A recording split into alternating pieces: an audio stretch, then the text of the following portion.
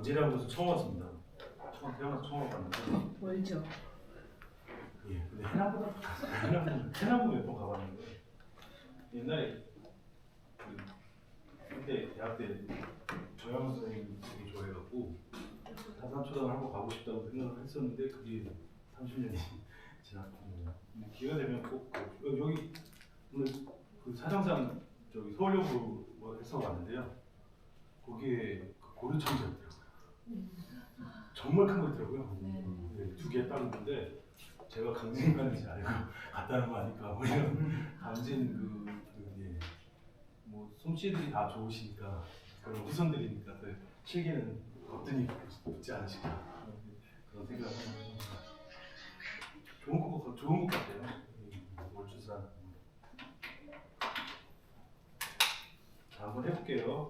오늘은 어떻게 보면 처음 수업이라서 그러니까 저는 아까 말씀드렸지만 다 끌고 갈 생각입니다. 다 모든 걸 끌고 갈 생각이고 가장 밑에 분을 기준으로 할 수 있으니까 조금 답답하신 분이 있으면 그거에 대해서 말씀해 주시고 거기에 반영을 해드릴 거예요. 근데 우리는 한 가지 목표죠. 시험 합격이라는 부분이니까 서로 조금씩 양보해 주시고 그 다음에 좋은 생각 있으면 말씀해 주시고요. 아까 말씀드렸지만 정말 좀 힘들다 그러면 일어나서 들으셔도 되고 아까 말씀드린 대로 이론 설명할 때는 조금 안 하시고요. 일어날 때 같이 떠들면 안 되잖아요. 저하고. 그러니까 문제 풀 때 같이 답을 말씀하시는 게 도움이 됩니다.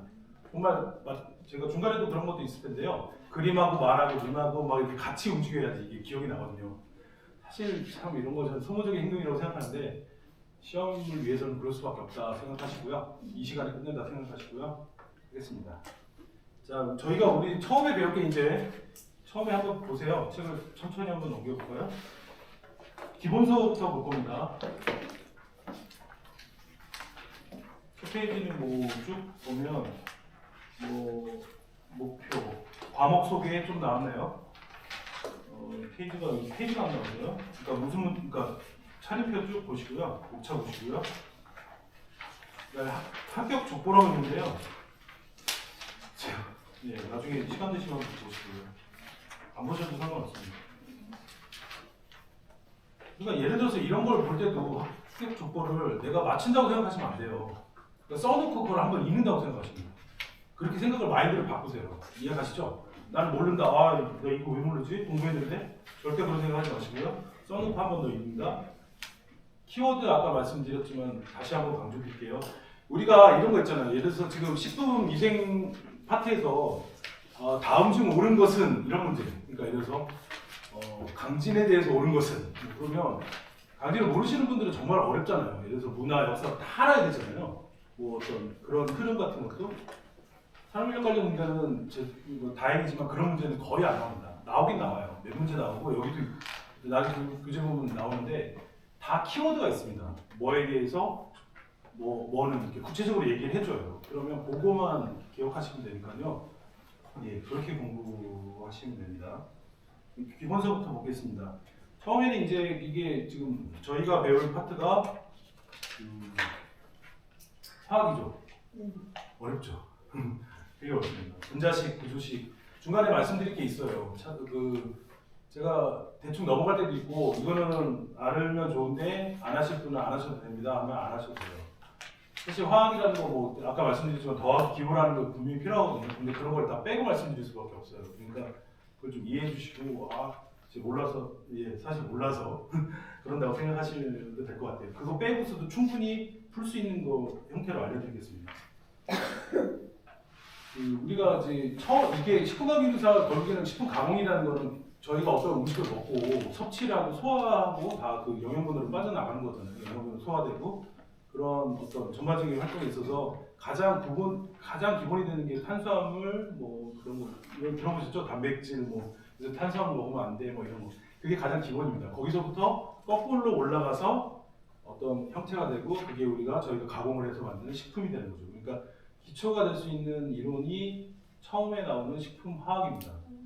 그러니까 물건을 새롭게 만드시는 분들은 화학을 당연히 아셔야 되고요. 만약에 그럴 필요가 있으시다면 화학을 더 공부하셔야 됩니다. 처음에 배울 거는 이제 수분부터 들어가겠습니다. 뭐 사람한테도 가장 중요하고요. 무슨 어떤 소화를 하는 데 있어서 또 이제 화학작용에 의해서 물건이 이제 저작작용이라고 하죠. 그래서 저희가 흡수하고 이런 과정에서 가장 중요한 게 어떻게 보면 수분이고요. 근데 여기서의 포인트는 좀 약간 그런 겁니다. 그러니까 식품이라는 거는 그 미생물이나 그런 걸로 인해서 변질이 되잖아요. 그 가장 근원이 수분이라는 논리에서 출발해야 됩니다. 수분이 없는 식품은 사실 썩지 않잖아요. 그죠? 그런 포인트, 그런 쪽으로 관점에서 보시고요. 수분을 그런 여기서 보시면 몇 개 신기한 제목 그 어떤 내용이 나오거든요. 그거 보시면 앞으로 좀 다르게 보실 수 있는 기회 되지 않을까 싶습니다. 그 기본서부터 보겠습니다. 저희가 이제 여기 이 책에 그 기본서가 잘 되어 있는 게 뭐냐면 큰 그림을 많이 그려줘요. 그러니까 저희가 배우는 거를 이런 거다라는 거 나오는데요. 그 참 의미 있다고 생각하거든요. 그 수분의 개념이라든지 뭐 배우겠다, 구조 뭐 이런 거를 배웁니다. 그 다음에 보면 자세히 볼게요. 수분의 개념, 뭐 원자, 분자 뭐 이런 거 얘기 안 하겠습니다. 그리고 물 분자는 H2라고 이렇게 돼 있잖아요. 그게 뭐 수소결합 뭐 이런 거 모르셔도 되고요. 시간 나시면 보시면 되고, 기본적으로 아시는 분이 있어서 말씀드리면 원자 두 개, H 두 개, O 하나가 만나서 물 분자를 이루고요. 물은 서로 이렇게 잘 뭉치잖아요. 그러니까 정말 물은 서로 잘 뭉쳐 있잖아요. 그런 걸 생각하면 서로 잘 뭐랄까 기름과 물처럼 이렇게 결합이 안 되고, 물은 순수한 물을 말씀드린 거예요. 물끼리는 그냥 한꺼번에 같이 있잖아요. 그래서 서로 잘 붙는다. 그런 개념이 공유결합이라는 개념이고요. 그다음에 뭐 수소결합도 약간 그런 개념인데요. 서로 결합한다는 의미만 아셔도 될 것 같습니다. 심심하시면 읽어보시고요. 그냥 우리 형태가 이제 나옵니다. 저희가 아는 물은 두 가지로 나눌 수 있는데요. 식품학에서 얘기하는 겁니다. 두 가지인데요. 하나는 자유수와 결합수입니다. 그런 부분은 말 그대로 자유수라면 자유로운 거겠죠. 결합은 어떤 거와 결합됐다는 의미잖아요. 물이 식품에 들어갔을 때 식품이라는 거를 이렇게 좀 오늘은 설명을 조금 드릴게요. 이게 식품이라는 거라고 했을 때 뭐 조직 같은 게 있잖아요. 거기에 물이 침투가 된다고 생각했을 때 여기에 있는 애들도 있을 거고 여기 들어간 애들도 있겠죠. 좀 이해 가시죠? 그러니까 요 안에 들어간 애들은 조직하고 결합이 된 상태, 이 물이다 하고 결합수라는 개념입니다. 그러니까 우리가 상상할 수 있잖아요. 결합돼 있으면 잘 안 나오겠죠, 밖으로. 그러니까 무슨 세포라 이런 걸로 하면 막 이걸 말리면 나오긴 하나 식품에서는 안 나온다는 가정에서 시작합니다. 그럼 얘 반대로 밖에 있는 애들은 말 그대로 자유스럽게 왔다 갔다 다닐 수 있다, 이런 논의로 시작한 두 개의 부분이고요. 그래서 이제 그 책에서 볼게요. 정의는 자유롭게 식품 조직 안에서 자유롭게 이동 가능한 수분이다. 결합되지 않고 조직 안에 들어가 있지 않다라는 생각을 하시면 되고요. 그 다음에 반대로 결합수는 조직의 일부에 해당해서 식품 구성 성분과 강하게 결합된 수분이다. 쉽게 말해서 강하게 결합돼서 얘는 수분의 역할을 못합니다. 그냥 들어가서 그냥 있다 생각하시면 논의가 되게 편하죠. 그래서 특징을 보면 우리가 아는 물은 0도씨에서 얼고 100도씨에 끓잖아요. 그게 자유수입니다. 근데 결합수는 안 되겠죠. 안 된다고 상상하시는 게 좋을 것 같습니다. 그래서 옆에 나오면 잘 안 된다. 0도 이하서도 적용되고 100도 이상에서 가열해도 쉽게 제거되지 않는다. 용매로 적용한다 이런 건데, 그러니까 용매 용질이라는 개념을 좀 아셔야 될 것 같아서, 용매 용질이라는 건 소금물 생각하시면 됩니다. 용매라는 거는 물이고요. 그러니까 녹이 있는 물질, 그다음에 거기에 있는 소금은 용질이라고 합니다. 그래서 앞에 이제 뒤에 보면 분산매, 분산질이라는 말도 있는데요. 똑같은 그거는 분리돼서 서로 이렇게 나눠진 개념이라서 똑같이 그것도 용매, 용질이라는 개념입니다. 용매는 물이고 용질은 소금입니다. 그렇게 생각하시면 되고요. 용매는 왜 되냐면 여기 소금 들어가면 어느 아이들하고 같이 어울릴까요? 당연히 자유수하고 어울리겠죠. 다른 거에 소금이 들어갔을 때 결합할 수 있는 거는 자유수일까요? 결합수일까요? 자유수겠죠. 그래서 용매의 역할을 한다. 그러니까 자유수라는 건 우리가 알고 있는 물을 생각하시면 되고요. 그렇지 못한 물을 사실 결합수라고 생각하셔도 되고요.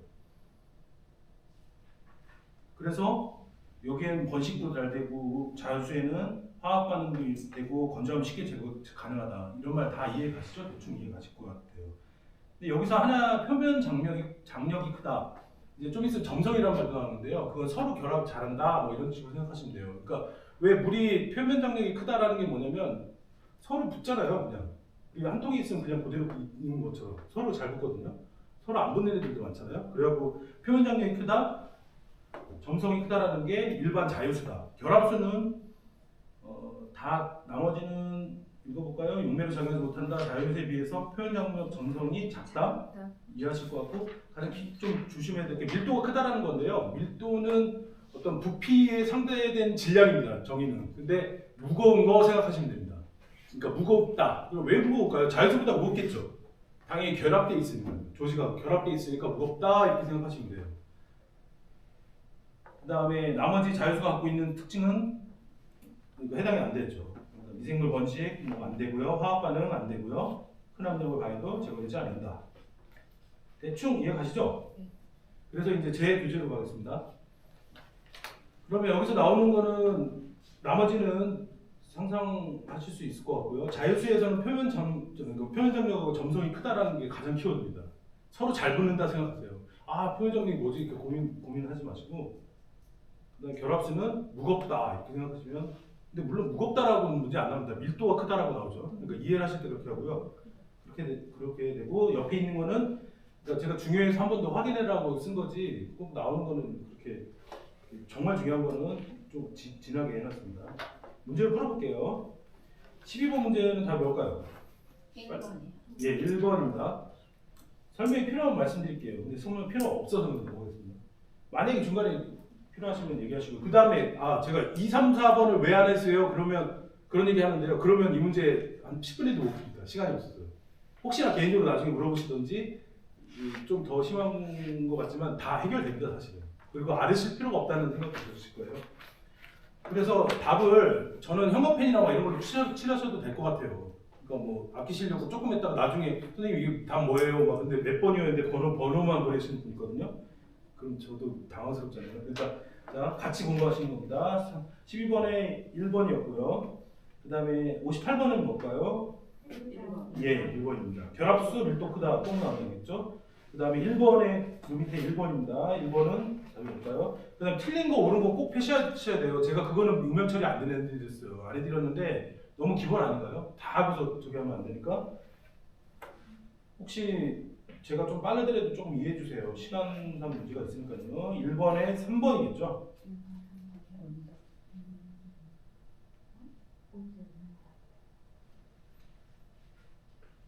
맞나요?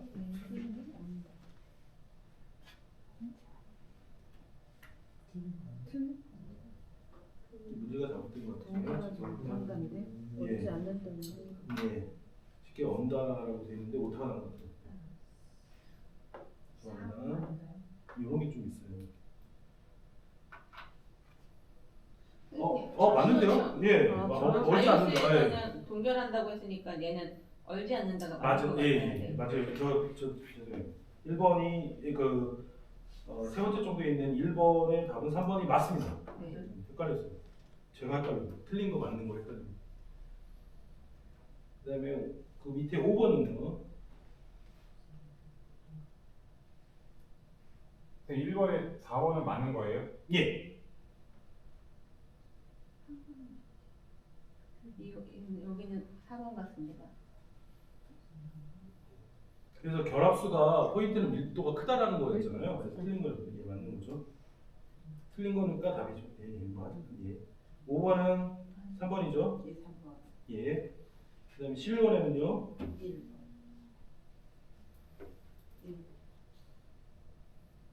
11번이요? 이 옳다 틀린 거 말에 함정에 빠지신 것 같은데. 4번이죠. 예, 4번입니다. 그다음에 10번에는요. 3번. 예, 오늘이라서 이렇게 물어보는 것 같아요. 시간이 모자란데. 거기까지 보시면 되고요. 다시 기본서로 오실 겁니다. 문제 한번 풀고 갈게요. 29번은 똑같 29페이지 마지막에 있는 문제인데 저희 교재에도 있는 문제지만 빨리 한번 보세요. 몇 번일까요? 1번. 예, 넘어가겠습니다. 수분 활성도라는 개념이 나옵니다. 정말 중요한 개념이고요. 이것 또한 100% 나온다고 저는 판단합니다. 수분 활성도 우리가 저기 그 수분 함량이라는 말을 많이 들어보셨을 거예요, 그렇죠? 그거하고는 완전히 틀린 개념입니다. 수분 활성도라는 거는 자유수에 대해서만 얘기하는 겁니다. 그러니까 예를 들어서 어떤 식품이 A라고 했을 때 얘가 결합수만 다 된다고 가정했으면 자유수는 없는 거죠. 그거는 여기에는 안 나오는 겁니다.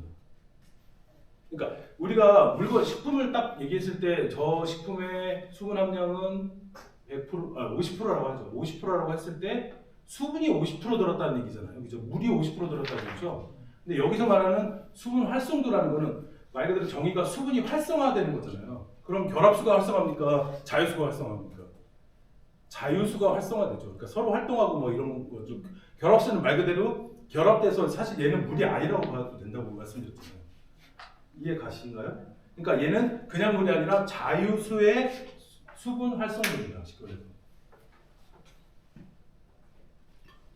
그러면 물은 결합이 하나도 없다고 알고 있잖아요. 순수한 물은. 그러니까 가장 뭐랄까 수분 활성도가 크죠. 예, 그 정도가 그러니까 순수한 물이 기준이 된다고 생각하시면 됩니다. 그래서 거기 교재를 보면요, 수분 활성도 자유수의 수분 활성도의 정의고요. 그러니까 정의가 나왔네요. 식품에 존재하는 자유수의 함량이다. 결합수는 생각 안 한다는 거죠. 그러니까 예를 들어서 어떤 수분 함량이 똑같이 50%라도 결합된 수분이 많으면 자유수가 적을 수밖에 없는 거죠. 그런 논리로 이해하시면 될 것 같아요. 그래서 공식을 먼저 볼게요. 공식을 결국에 암기를 하셔야 되는데 이게 뭐 어렵진 않을 것 같아요. 그러니까 순수한 물의 수증기압, 이게 용어 정의가 순수한 물의 수증기. 그러니까 순수한 물이 있을 때 그 수증기로 날아가려고 하는 능력이 수증기압입니다. 쉽게 말해서. 근데 그거를 기준으로 해갖고 식품의 수증기압을 나누면 되는 거거든요. 그러니까 순수한 물은 만약에 이 공식에서 위에 분자에 순수화물이 들어간다면 1이 되겠죠. 수분 활성도가 가장 클 때는 1입니다. 그러니까 식품이니까 1보다는 작을 수밖에 없겠죠. 이해가시죠? 물의 수분 활성도는 1인데 그 식품이니까 1보다 작을 수밖에 없겠죠. 이해가죠? 그래서 0에서 1 사이다. 이해 안 가요? 이런 거 예. 물의 수증기압을 기준으로 하는 겁니다. 물의 수증기압을 1이라고 가정을 하고요. 내지는 이 공식이 지금 물분의 10분이잖아요. 수증기압이요. 식품의 수증기압, 만약에 물이라는 식품이 있다고 칠게요. 물이라는 식품이. 그럼 이 위에 분모 분자가 똑같잖아요. 예? 그럼 1이죠. 그렇죠? 1보다 그런데 식품 다른 거가 들어가니까 1보다 작을 수밖에 없겠죠. 이해 가시죠? 조금 더 가슴이 서럽고 생각하시면 이해되실 겁니다. 그래서 이 공식을 암기를 하셔야 돼요. 그리고 문제는 되게 간단하게 나옵니다. 밑에 문제부터 한번, 이거는 사실 아까도 말씀드렸지만 이 계산 문제가 한 10문제 정도 나와요. 많게는. 근데 똑같은 게 계속 나오거든요. 그러니까 좀 나중에 안 되면 좀 답이라도 외우시는 방향으로. 제가 뭐 혹시 어떤 수업을 봐도 계산 문제 풀려라고는 말씀을 못 드려요. 이건 되게 쉬운 문제인데 뒤에 계산 문제 되게 복잡한 거 많거든요. 근데 저는 답만 해보세요 이렇게는 솔직히 아까 금방 말씀드렸지만 그건 좀 양심상 저기에서 그렇다고 안 맞는 것보다는 한 번 더 보셔서 맞는 게 낫다고 생각해서 한번 풀어보세요. 풀어보시면 될 것 같고 밑에 있는 문제를 한번 볼게요. 천천히. 식품의 수증기압이 30이고 물의 수증기압이 60입니다. 그러면 60분의 30이니까 2분의 1이 되겠죠? 0.5입니다.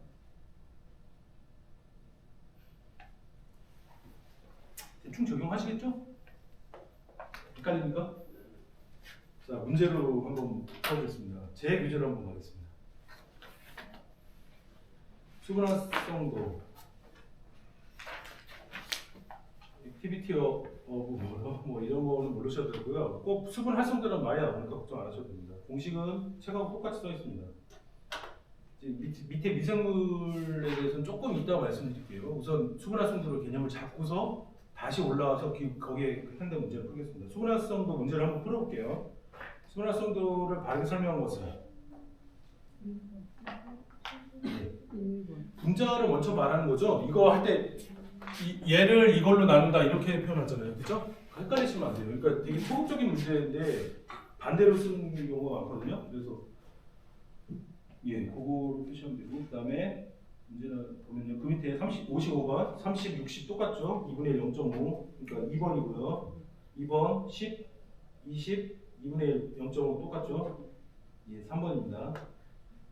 그 다음에 3-7번이 참 저 갈등인데 교과서에 있는 기본서에 있는 문제하고 똑같은 문제예요. 이게 한 번 나왔는 이게 지금 3번, 4번 나왔죠. 근데 이거를 풀어드릴까요? 네. 그런 새로운 공식을 아셔야 됩니다. 기본서로 다시 가볼게요. 이게 몰이라는 개념이 있습니다. 몰이라는 게 영어로 MOL이고 이제 어떤 단위입니다. 그 분자가 그 안에 수가 몇 개가 있느냐 뭐 이런 건데 그런 거 모르셔도 되고 단위다 이렇게 생각하면 되고 몰이라는 거는 기본적으로 암기하셔야 되는 게 분자라는 거는 질량이라는 거는 아셔야 됩니다. 왜냐면 문제에서 질량하고 분자량을 줍니다. 그 기본서에 보면 참고라고 나왔죠? 그 공식이거든요. 그래서 이 공식은 물질의 몰수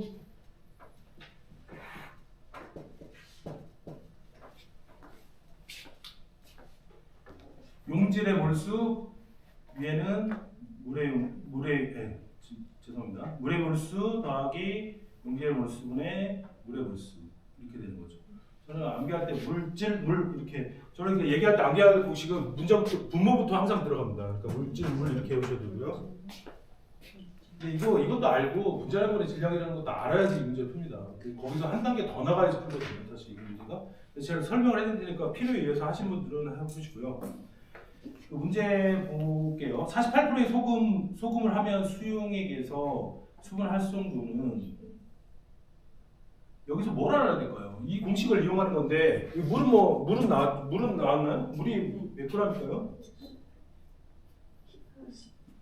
그렇죠. 여기서 물을 구해야죠. 힌트는 뭘까요? 48%라는 거죠. 그렇죠. 나머지 52%가 그러니까 52를 물의 양으로 보고 물의 질량으로 보고요. 그렇죠.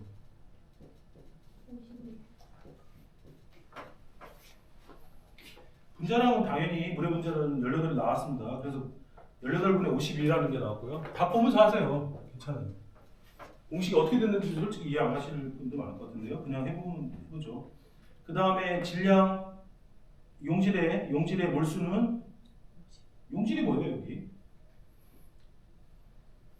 소금이잖아요. 예, 소금 무게는 48이고요. 분자량은 제시해 줘야겠죠. 58.5. 그래서 58.5분의 40이 나옵니다. 위에는 물이 또 한 번 나오죠. 그러니까 그대로 올라가면 되고요. 이게 답입니다. 그 컴퓨터 CBT 볼 때 옆에 프로그램 이렇게 뭐 화면 옆에 계산기라고 띄울 수 있어요. 그걸로 계산하셔갖고 다 구하는 거라서요. 좀 어렵죠. 이게 나중에 제가 한번 다시 계산 문제만 해드릴게요. 한꺼번에 모아서 설명해드릴게요. 이건 지금은 사실 몰도 이런 식으로 해서 사실 이런 거는 빼는 게 정석이에요. 사실은 저희 강사 입장에서는 그런데 알려는 드릴게요. 저 그리고 0.78은 좀 아시면 도움이 될 수도 있다는 생각이 듭니다. 이제 지금 두 가지 개념 배웠어요. 자유수 결합수 배웠고요. 수분활성도 배웠습니다. 두 문제는 이제 푸실 수 있습니다. 이 문제가 나올까요? 그럼 0.78이 나오겠죠. 그 다음에 이제 최대 빈결정 생성대라는 걸 배울 겁니다. 어렵죠 많이. 네, 어려워요. 지금 제가 수분을 계속 배우고 있는 거예요. 그리고 수분은 우리가 지금 식품에서 수분은 자유수만이 의미가 있다라는 어떤 논리를 배웠고요. 그죠? 자유수 결합수를 통해서. 그 다음에 그럼 얘네들 크기가 얼마나 돼? 를 할 때 죄송한데 제가 오늘 이렇게 실수를 하죠. 그 수분활성도 제 교재에 보면 이론 설명 안 드렸잖아요. 거기 보면 미생물하고 곰호스에 뭐 이런 거 써 있는 거 있죠? 네. 이거를 아셔야 될 것 같아서 말씀드릴게요. 지금 이제 수분 활성도라는 건 아까 말씀드린 자유수의 어떤 활성도를 얘기한 거고 만약에 이 수분활성도가 크다는 건 뭘까요? 선생님도 한번 생각해 보세요. 그 수분활성도가 어떤 거는 0, 그러니까 1보다 작으니까요. 0보다 크고요. 하나도 자유수가 없는 건 없잖아요. 그죠? 식품인데, 그죠? 예를 들어서 실제로 나오는 건데 지금 0.8이 있고요. 0.80 있고 0.88? 예. 88도 있어요. 이 두 개의 차이점이 뭘까요? 선생님 한번 생각해 보세요. 그냥 상식적으로 얘가 수분활성도가 더 높다는 말이잖아요. 그죠? 그 무슨 말이에요?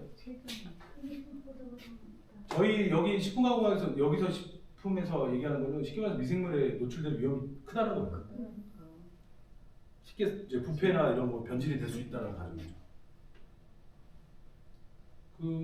그게 이제 뒤에도 계속 나오는 건데 제가 앞에서 말씀드리는 게 더 편할 것 같아서 지금 말씀드리는데요. 미생물을 뭐 여러 가지가 있지만 이렇게 6개로 구분을 많이 합니다. 근데 여기서 시험 문제 나오는 거는 곰, 효, 새만 나옵니다. 아시겠지만 곰은 곰팡이, 호는 효모입니다. 사실 효모고요. 그다음 스는 좀 빼시는 게 좋을 것 같아요. 옛날에 스피 차원인데 요새는 저도 방어기로는 스피를 해라고 이렇게 좀 바뀌었어요. 그리고 보셔도 되고 결국에 문제 나오는 곰호 새만 아시면 되고 새는 세균이고요. 미케차 그다음에 바이러스 이렇게 순서가 됩니다. 얘네 특징부터 오늘 아셔야 될 거는 두 가지입니다. 첫째, 가장 큰 아이는 곰팡이유가 가장 덩치가 큽니다. 그러니까 바이러스가 제일 작아요. 그 다음에 수분활성도는 거꾸로입니다. 바이러스가 제일 수분활성도가 높아요. 그 말은 쉽게 뭐라고 해야 되나 변질될 수 있다. 예? 이해가시죠? 근데 문제는 곰, 호, 새만 나옵니다. 뭐 호새는 곰이다 이렇게 외우셔도 되고요. 저 같은 경우는 고무스 세리파라고 그냥 외워요. 그러니까 근데 나머지 세 개는 시험에 안 나오니까 호새는 곰이다. 그러니까 그리고 호새, 곰 이렇게 외우시면 안 돼요. 이런 암기 공식이 알려드리면 그렇게 하시는 거예요. 곰, 효, 새라고 외우시고요. 그 숫자는 중요하진 않은데 알고 계셔도 나쁘지 않을 것 같아요. 0.8, 0.88, 0.912 곰팡이의 수분활성도, 효모의 수분활성도, 세균의 수분활성도입니다. 그러면 문제를 한번 풀어볼게요. 뒤에 나오는 내용이에요. 근데 앞에서 제가 갖고 온 거고요. 자, 중간쯤에 보면 한 칸 띄고 있는 데 있죠? 그런 내용인데 30번 문제 풀어볼게요. 세균입니다. 26번은요. 순서 잘 보시고 큰 거부터인가 작은 거부터인가 좀 잘 확인해 보세요.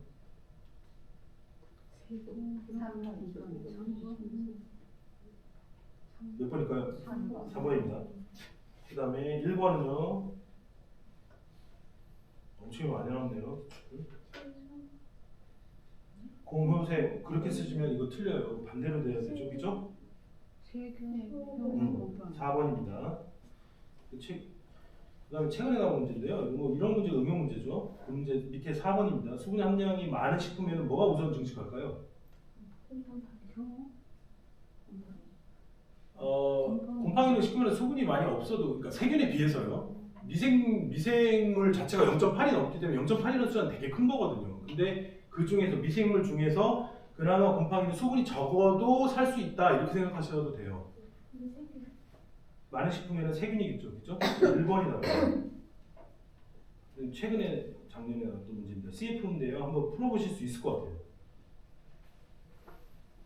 몇 번일까요? 39번 몇 번일까요?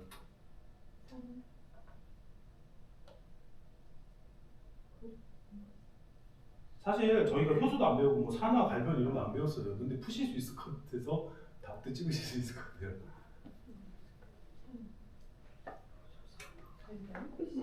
네? 아니에요?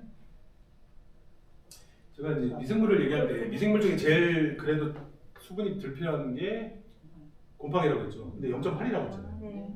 그럼 그 밑에는 미생물 못 쓰는 거죠. 네. 근데 이제 문제에 뭐가 나왔습니까? 수분활성도 0.4라고 나왔잖아요. 네. 그 말 자체에 미생물이 이제 의미가 없는 거죠. 4번이랍니다.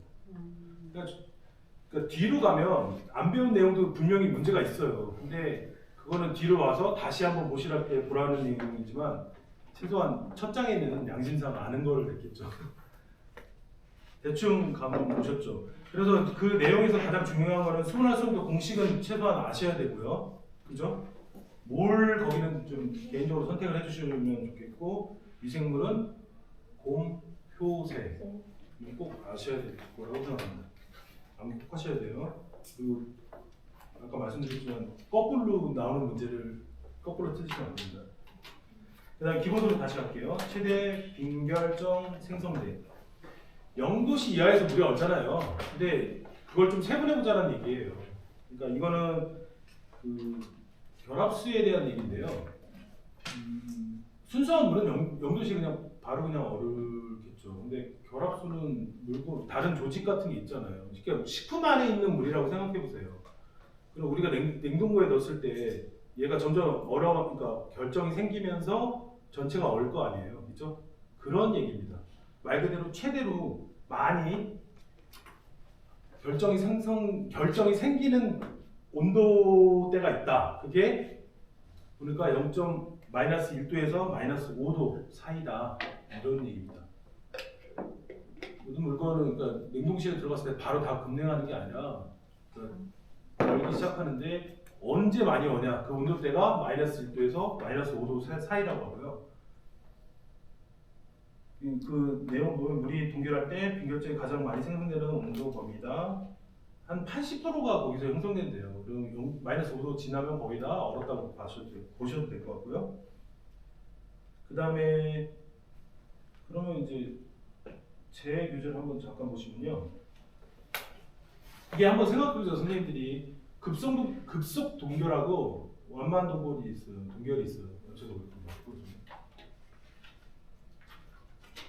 급속 동결을 말 그대로 급속하게 동결이 된다. 그러니까 -1도에서 -5도까지 빨리 내려간다 이런 뜻이고요. 뭐 완만은 반대겠죠. -1도에서 -5도까지 천천히 간다. 두 개의 상상을 해보세요. 물이 얼기 시작하겠죠. 빨리 온다는 거는 얼음 알갱이들이 다 조그맣게 이렇게 생기겠죠. 그죠? 근데 천천히 온다는 건 얼음 알갱이가 하나씩 모여서 그렇게 얘가 큰 공이 된다고 극단적으로 한번 물리를 구분해 보세요. 가십니까? 무슨 말인지 이해가세요? 그러니까 결정이 하나 생기면서 온도가 내려가면서 점점 커지잖아요, 알갱이가. 근데 이게 천천히 내려가면 하나가 점점 얼어있는 녀석이 점점 커진다고요. 그래서 막 공이 있다만 한 게 이제 극단적으로 얘기하면 생기는 거고, 천천히 온도가 내려가면요. 근데 빨리 내려간다면 얼음이 생기려고 하니까 옆에도 막 생기는 거예요. 예? 이해 가십니까? 예. 그 차이입니다. 그럼 어느 게 나을까요? 이건 그 식품에는요. 답을 알고 계실 거예요. 급냉이 낫죠. 왜 그러냐면 얘가 공이 좀 논의를 극단적으로 얘기하면 커지면 그 식품의 조직을 손상시킬 수도 있잖아요. 그리고 해동할 때도 문제가 돼요. 그래서 냉장 해동하고 뭐 저온 해동하다 이런 말이 그러니까 천천히 이렇게 하라는 말, 그거는 반대 개념이기도 하지만 이거 여기서는 너무 천천히 온도를 냉동을 시키면 조직이나 뭐 단백질 이런 것들이 파괴될 수 있다, 이런 논리로 들어갑니다. 그럼 약간 극단적이지만 이해는 가시죠? 그래서 급성 동결을 한번 제가 써놓은 걸 볼게요. 최대 빈결정 생성대 단시간을 통과하는 개념이고요. 그래서 크기가 작다라는 거 여러 개 있다는 거고요. 그래서 조직이 파괴가 덜 된다, 단백질 변성도 덜 된다. 그래서 식품 품질은 유지된다. 이해 가시죠? 네. 예. 완만 동결을 안 썼습니다. 안 쓴 이유는 아시겠고요. 문제는 되게 단순하게 나왔어요. 온도가 많이 나와요. 시험이 단순하다 보니까. 그래서 나중에 이것도 다시 정리해서 보여드릴 테니까 그거 한번 다시 외우시고 하나하나씩 외우신 거 싸우세요. 0도에서 오는 게 아니라 -1도에서 -5도 사이에 온다, 이렇게 생각하시고요. 그때 최대 많이 온다, 이렇게 생각하시고요. 그 다음에 47번은 뭘까요?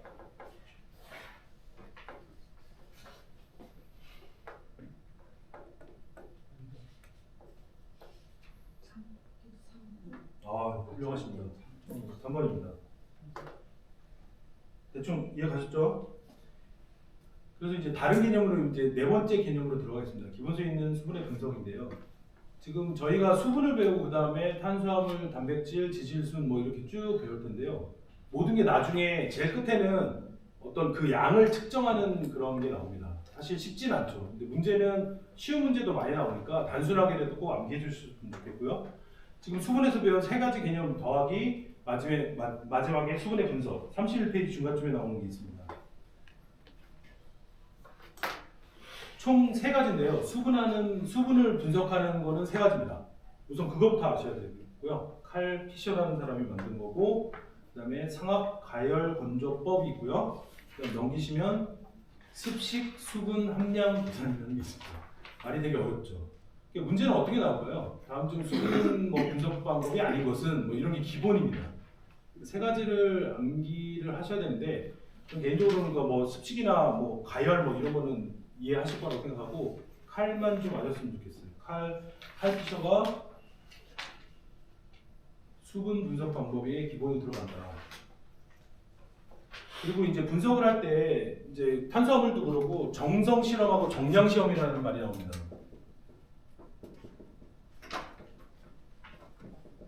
얘는 있냐 없냐 유무입니다. 얘는 얼마나 합니다. 얼마나 합니다. 정량이니까요. 그러니까 계속 나오는데 여기서 지금 이제 거기 설명에서 보면 칼피셔의 방법이 쭉 나와요. 아이오딘이 이런 거 이상 이거 지우시고 정량적인 화학 반응 이런 것만 아셔도 됩니다. 수업 엄하죠 이렇게 설명해 드릴까요? 그러니까 말 그대로 칼피셔는 물을 분석하는 데 있어서 정량 얼마나 있냐. 그러니까 물을 분석하는 방법은 세 개 다 정량 방법입니다. 정성은 없습니다.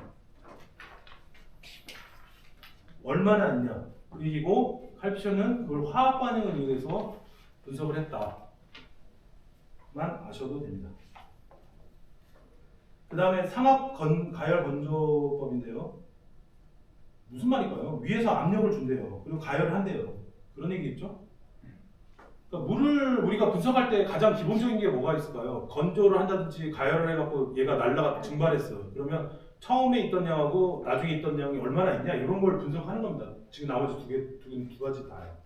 그러니까 얘 같은 경우에는 위에 압력을 가하니까 밖으로 안 나가겠죠. 수증기가. 그런 거에서 습식하고 좀 차이가 있습니다. 그러면 이 방법은 뭐냐면 물을 가열을 합니다. 그럼 날아가겠죠 수증기가. 그죠? 그리고 빠지겠죠. 근데 얘는 빠지지 않지만 옆으로 빼고 그 다음에 건조한 물건 그게 얼마나 건조됐냐. 그러니까 우리가 건조를 했는데 그 어떻게 보면 능력, 건조 능력 이런 걸 얘기할 때 상압 가열 건조법이라는 게 씁니다. 그래서 그 색깔 있는 거 우선 우주를 보면요. 건조 전의 무게에서 건조 후의 무게를 어떤 차이를 분석한 거다. 얘는 비교니까 퍼센테이지 개념이 들어갑니다. 퍼센테이지 개념이 들어간다는 거고, 그 다음에 보통 물은 100도에서 끓잖아요. 근데 얘는 그 옆에 나왔지만 항량이라는 말이 나옵니다. 그러니까 무슨 얘기냐면 어느 정도 일정하게 날아가는 게 확보되는 양, 안정적으로 날아가는 게 얼마냐. 그래서 100도보다 조금 더 높게 한다 이렇게 생각하시면 됩니다. 더 그렇게 끓인다. 그래서 얼마만큼 105도에서 110도 정도에서 끓인다. 이런 게 나오고요. 그다음에 그 개념을 좀 더 보시면 맨 밑에 보면 그 과정을 보면요. 그 도구를 통해서 말씀드릴게요. 밑에 건조기가 필요하죠. 그러니까 물건을 수분을 날린다는 얘기입니다. 그다음에 데시케이터라고 나오는데요. 데시케이터는 81페이지를 잠깐 보실래요?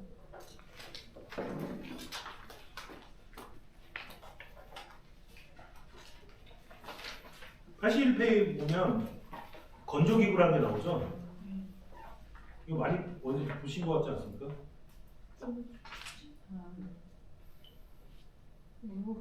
뭐 생선 말리는 것 같기도 하고요, 그죠?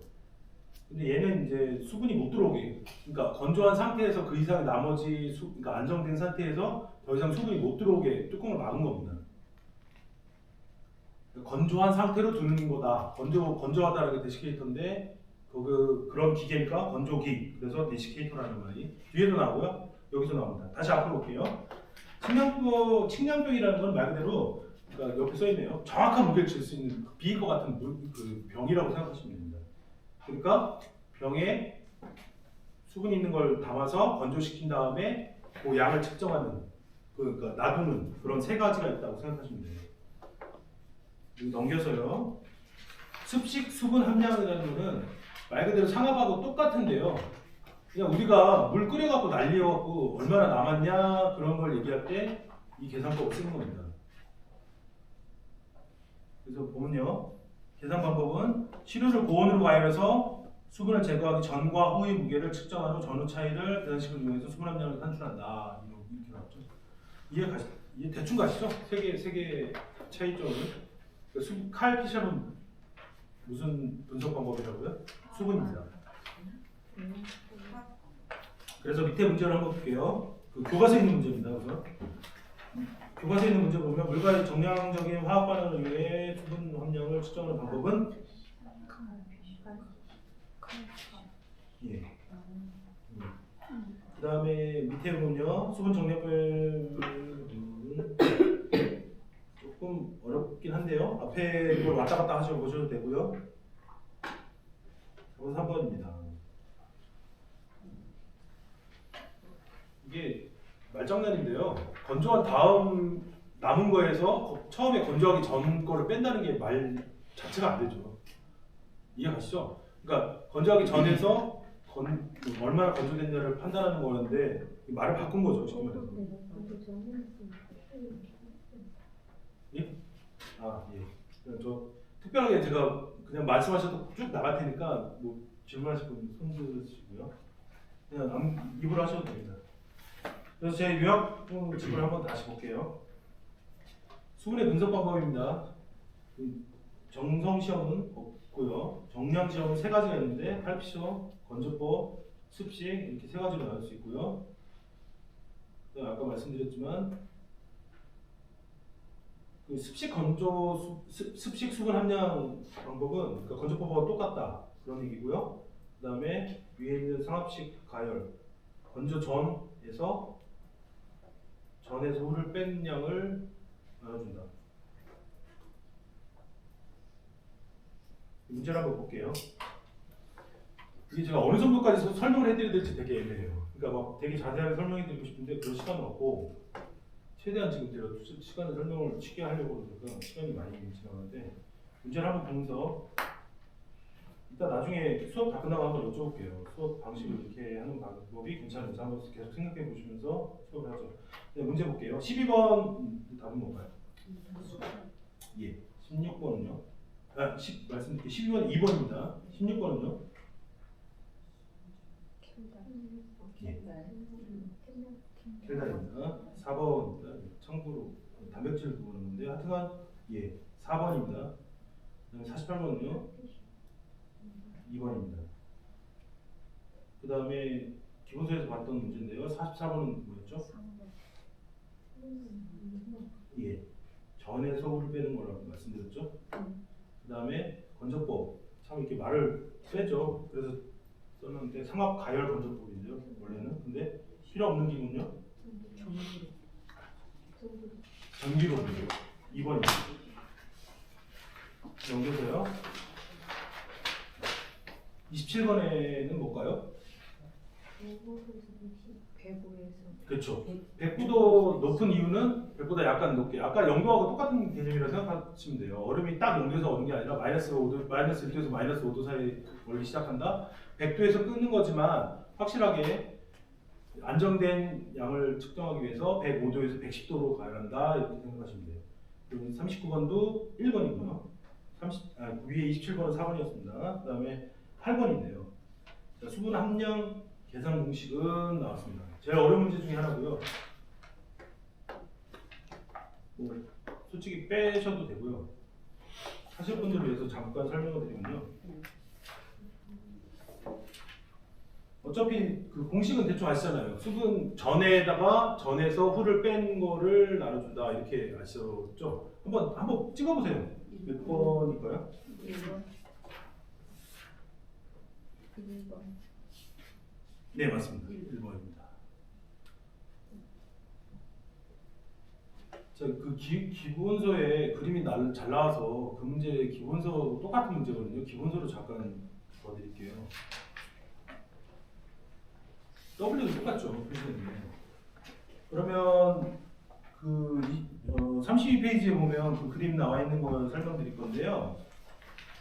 그 공식을 보면 W1 마이너스 W0이라고 나오잖아요. 의미가 뭘까요? 건조 전에 물 담근 비커에서 비커 무게 빼면 건조되기 전에 물건이겠죠, 그죠? 예, 건조 전에 물건이겠죠. 그 다음에 위에는 W1에서 W0을 빼면 무슨 얘기일까요? 그렇죠. 이거는 쉽게 말해서 증발한 양인가요? 남은 양인가요? 그렇죠. 원래 미해가 전전후 제가 말씀드렸잖아요. 공식 말씀드렸나요? 외울 때 많이 외우시면 전전후로 외우거든요. 저는 그러니까 전에서 후를 빼면 쉽게 말해서 남은 양이잖아요. 그죠? 이래서 이게 문제가 오류가 있는 건데 사실은 이게 습식 방식에서 쓰이는 거예요. 그래서 얘는 전에서 후면 남은 양, 이 문제는 날라간 양. 차이가 아시겠습니까? 한번 고민해 보시고요. 전에서 후를 빼면 날아가는 양 아닌가요? 전에서 후를 빼면 날아간 양. 아, 예, 죄송합니다. 날아간 양. 예, 남은 양이죠. 죄송합니다. 그래서 예, 예. 그래서 똑같은 말이네요, 그럼요, 그죠? 이게 원래 공식이 수분 습식에도 따로 있거든요. 근데 이게 약간 차이가 있는데 제가 잠깐 헷갈렸습니다. 습식이 아니라 이 설명만 여기 있고 건조 방식, 예, 상압 건조 방식에 쓰이는 거, 그러니까 전에서 후를 빼는 겁니다. 그 다음에 제 교재에서 마지막 문제 하나 볼게요. 이건 뭐 쉬운 문제라서 그냥 넣어놨거든요. 숨의 역할이 하는 것은 1번입니다. 예. 그 정도만 생각하시고 넘어가셔도 될 것 같아요. 탄수화물 보겠습니다. 이제 수분에서 몇 개 배웠는데요.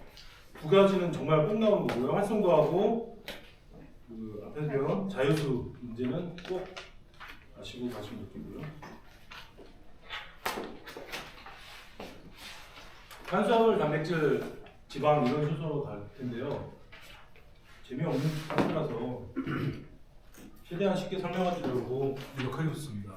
노력해보겠습니다. 오늘 말투 이상.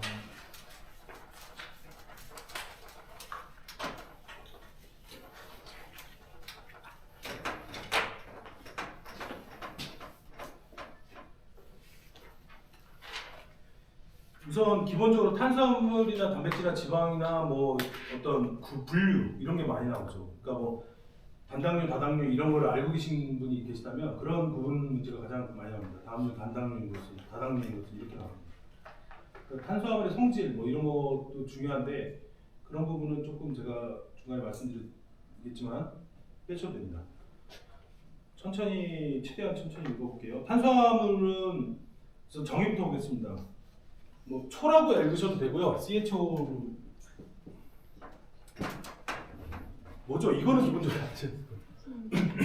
한소수 한소로 구성되어 있고요. 구성되어 있고요. 이게 단백질만 틀립니다. 미리 알고 계세요. 단백질은 여기에 N이 포함되거든요. 질소가 포함됩니다. 그러니까 초에다가 N이 포함된다. 이 정도만 아시고 되고요. 탄수화물하고 지방은 N이 없다. 질소가 없다라고 생각하시면 돼요. 그 초가 CHO가 있고요. 그 다음에 그 다음 줄 얘기가 작용기 얘기인데 알고 싶으신 분들은 그러니까 이 암기하실 수 있는 분들은 케톤기하고 알데하이드기만 외우시면 됩니다. 케톤기하고 알데하이드기가 작용을 해서 하는 게 탄수화물의 작용입니다. 말씀 구체적으로 안 드릴게요. 작용기에 대해서는 말 그대로 그 어떤 물건과 물건이 화학 구조상 서로 작용하는 어떤 포인트다. 얘하고 얘하고 어떤 포인트다 이런 얘기고요. 그 알데하이드기나 케톤기가 만났을 때 그거를 그때 탄수화물이 저기 한다 그런 얘기고요. 특징은 용해성, 물에 녹는다 넘어가고요. 단맛, 감미성. 그러니까 단맛이다라는 말을 감미성이라는 그런 단어로 쓴다라는 얘기하고요. 그다음에 그 탄수화물 기본적으로 달잖아요, 그렇죠? 그거에 대해서 그 밑에 나온 게 상대적 감미도입니다. 그러니까 어느 게 더 큰 거냐? 좀 이따 알려드릴게요. 그 감미도라는 말만 아시면 되고요. 결정성, 예, 결정되고요. 환원성이라는 단어 있죠. 환원성이란 뭐냐면 쉽게 말해서 간단하게 얘기하면 환원시키고 자기는 산화된다 이런 말인데 도와준다 뭐 이렇게 생각하시면 돼요. 환원성 자체로만 이해하셔도 되고요. 그 단어로. 그래서 다음 중 환원당인 것은 이렇게 문제 나옵니다. 그 환원당도 어떻게 암기하시는지 말씀드릴게요. 발효성은 말 그대로 당이 이제 나중에 이산화탄소 이런 식으로 발효되면서 그런 과정이 나온다 그런 얘기고요. 본격적으로 들어가겠습니다. 페이지 넘기셔서요. 그러니까 어느 정도 설명해야 되는지도 헷갈리고 빨리는 나가야 되겠고 지금 정신이 없어요 지금. 그러니까 이걸 계속 머릿속에 하니까 지금 말을 혼나거든요. 그러니까 저는 딴 생각하다가 말은 이렇게 하다 보니까 계속 많이 이해해 주셨으면 감사하겠습니다. 이제 구체적으로 이제 탄수화물의 종류인데요. 단당류, 이당류, 다당류 이렇게 나옵니다. 이게 뭘까요? 이게 탄수화물 어떤 그 소화를 해갖고 저희가 그 궁극적으로 다 소화 흡수를 시키는 것은 단당류입니다. 그러니까 다당류에서 이당류, 이당류에서 단당류로 가는 게 일련의 소화 작용이라고 생각하시면 돼요. 서로 이렇게 글리코사이드 결합이라고 하는데 최소한의 더 이상 나눌 수 없는 탄수화물이 단당류다 이렇게 생각하시면 좀 이해가 편하실 겁니다. 그거가 합쳐진 게 이당류, 그거 좀 더 합쳐진 게 다당류 이런 순서로 간다 이렇게 생각하시면 돼요. 그 다음에 이제 개념 간단하게 보면요. 그 단당류에 보면 5탄당, 6탄당 뭐 이러고 있거든요. 사실은 3탄당, 2탄당, 4탄당 다 있습니다. 시험 문제 나온 걸 줄였는데 저는 거기서 더 줄여드릴게요. 그러니까 탄당이라는 건 탄수의 개수가 5개 있다. 얘네들은 단당류인데 그 중에 탄소 개수가 5개 있는 애들 모아놓은 거고 6개 있는 애들 모아놓은 거고 이런 겁니다.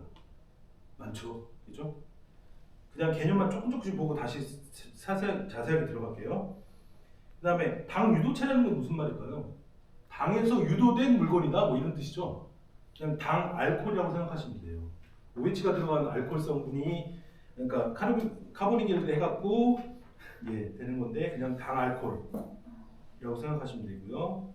소당류라는 개념이 나옵니다. 소당류는 단당류 2개에서 5개 정도 합쳐진 거라고 하는데 그냥 이당류를 얘기합니다. 대부분. 말 그대로 이당류는 당 2개가 합친 거겠죠. 그 다음 밑에는 다당류가 나옵니다. 다당류가 수백 개에서 수천 개 합쳐진 거다. 그래서 나오는 개념이 다당류에는 전분 이제 좀 아시는 거 나오죠. 아밀로즈, 아밀로펙틴 뭐 이쪽으로 나오잖아요. 여긴 좀 아시는 개념이죠. 맵살, 맵살 뭐 이런 거 개념이. 그러니까 우리가 소화 과정은 거꾸로입니다. 전분 뭐 이런 전분에 있는 아밀로즈, 아밀로펙틴 성분이 이당류가 되고 뭐 단당류가 되고 이래서 소화된다 이런 얘기가 궁극적인 거고요. 아까도 말씀드렸지만 문제는 다음 중 단당류인 것은 이렇게 나옵니다. 다 암기해야 되죠. 그리고 한 페이지만 더 넘기면요. 이제 다당류의 종류 중에 전분이 있고요, 글리코겐 있고, 셀룰로이드 있고, 펙틴까지 있습니다. 이렇게 되면 탄수화물은 종류는 다 배우는 거고요. 엄청 많죠.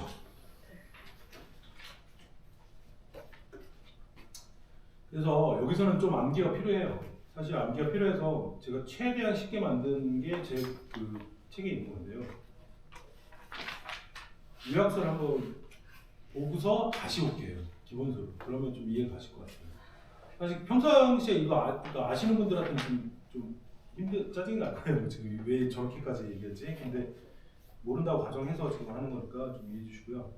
그리고 제 요약서에 보면 탄수화물 종류라고 써 있는 게 있습니다. 그림 딱 5페이지죠.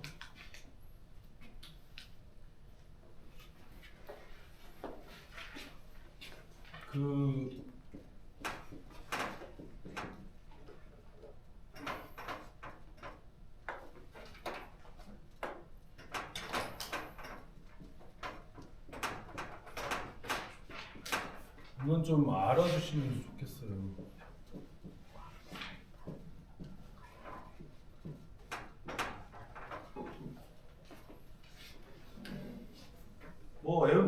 그냥 저는 말 그대로 그냥 외우거든요. 그러니까 과포, 갈만, 자맹류 이렇게 외우셔야 됩니다. 이거는 답이 없습니다. 뭐 이당류인 것은 할 때 어떻게 논리가 있는 것도 아니고 저는 진짜 이거 많이 고민했는데 이거보다 더 단순한 건 없습니다. 이 공식을 아시면 되게 편합니다. 이 그림을 아시면 그러니까 해결되는 문제가 되게 많거든요. 그 요약서에 있는 게 그 풀로 나와 있는 건데 지금 뭐 피곤하시면 조금 쉬다 할까요? 다 힘들어하시네요. 네. 조금 쉬다 할까요? 네. 5분만이라도 쉴까요? 네. 암기할 때 딱 나오는 거딱 그러시면 5분에서 5분만이면 괜찮겠습니까? 네. 예, 5분 뒤에 그럼 뵙겠습니다. 저희 수업이 몇 시간에 끝나나요? 그렇죠. 5시 반인데 뭐 조금 끝나겠습니다.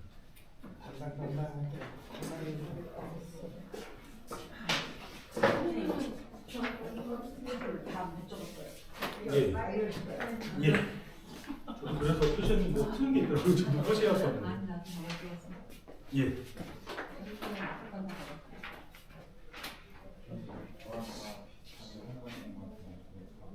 예. 너무 빠른 거죠. 아니 요걸 뭐 여기 페이지에 12번 문제 답 1번 이런 식으로 해도 돼요. 아, 예, 알겠습니다. 네, 네. 꼭꼭 지적, 예, 꼭꼭 한다고 했는데 좀. 말씀하신 예. 거 저희가 어디 가는지. 아, 그렇지. 네. 그다음 58번에 1번 맞아요. 예, 1번이요. 그 잡지를 따로 주세요. 1번에는 그게 드리기에도 2,000개가 넘어요. 이거에 그러니까 2,000개 답을 제가 만들어냈는데 오늘은 이거 치는데도 엄청 오래 걸렸어요. 별건 아닌 것 같아요. 여기. 빨리 말고 여기 한번 보여주세요. 제가 색깔 볼펜으로 해가지고 잘 보일 것 같아서. 저도 해야하는데 틀린 게 있어요. 나도 잘 반복이네. 틀린 거잖아요. 멀지 않는 거. 연기를 써야 생연기를 써야겠어. 제가 키보드로 외웠는데 결합수 1%가 작다. 그죠? 멀지 않는 틀린 거. 다음부터는 볼펜을 주지 말고 주사로 자기를 주죠. 볼펜 하기. 맞아요. 우리가 그러면 답이 원래 1번이 3번이 틀린 거니까. 맞아요. 맞아요. 4번 그러면 4번이라고 4번이 맞는 거예요. Q-1번 1번이 4번이네요. 예. 그다음 5번은 3번이요. 그렇죠. 그다음에 11번은 4번. 4번. 예, 10번에 10번은 3번.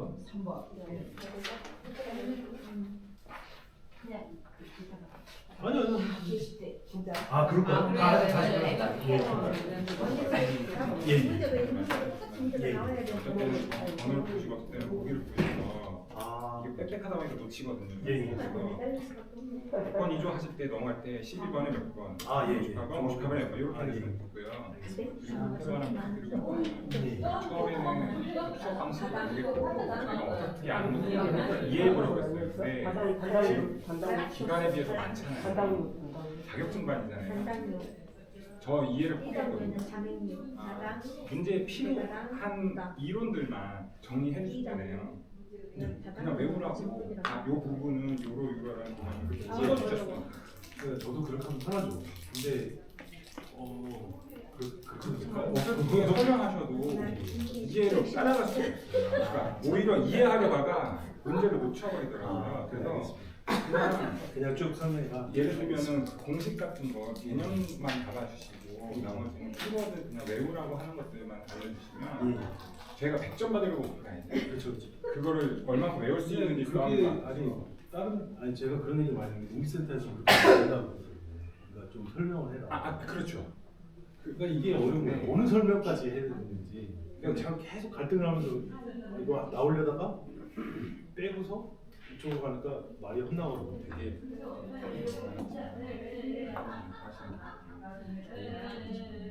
네, 다른 분들은 잘 모르지만 어쨌든 이거는 시험 보는 거잖아요. 저도 시험 보러 온 거 아닌데 와보니까 시험 반이더라고요. 그래서 그거 어느 정도 이렇게 해주셨죠. 저는 진짜 편해요. 그럼 아시겠지만, 그죠? 저 이해를 할 수가 없어요. 그죠? 설명하셔서. 되게 그러니까 조금이라도 집에 가서 보시면 좀 이해되지 않을까 싶어요. 말씀이. 그러니까 그게 필요하신 분들은 계속 질문을 드리는 방법으로 알려주시는 시간에 알겠습니다. 네, 진행하겠습니다.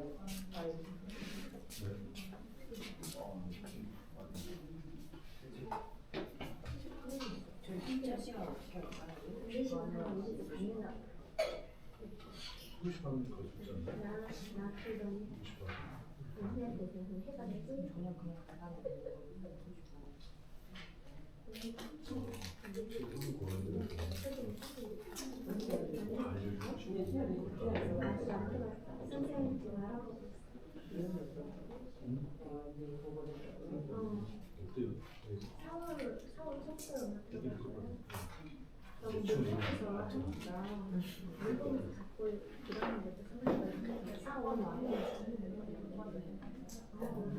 근데 이게 지금 문제 어떻게 맞춰지는 거야? 어느 선까지 하면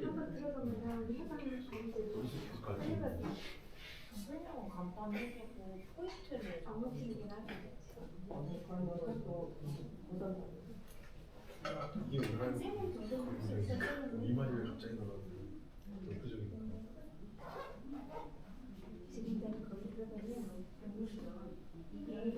조금 나를 활용해서 찍는데 제대로 안 되는 시간이 필요니까 더 어려운 거지.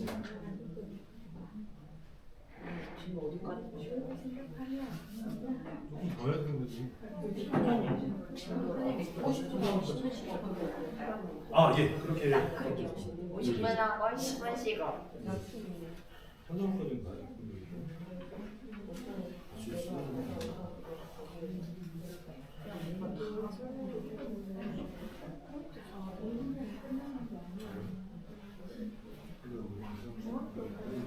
사실 안 하는 게 편하잖아요.